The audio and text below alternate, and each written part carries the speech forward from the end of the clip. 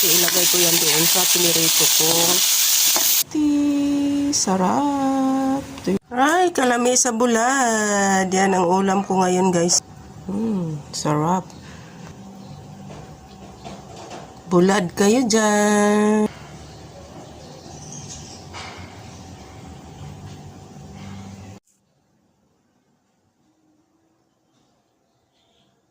Ulam.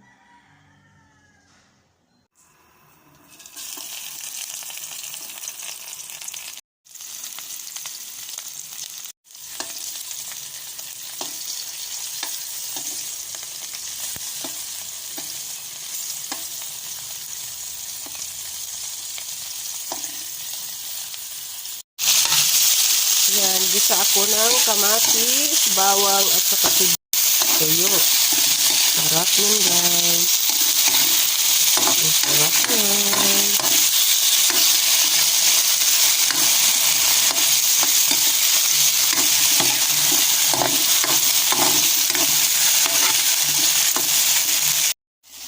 Yan, luto na siya. Okay na siya.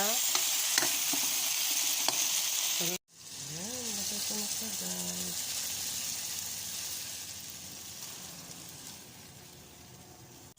Yan, luto na siya ang aking tuyo na may kamatis.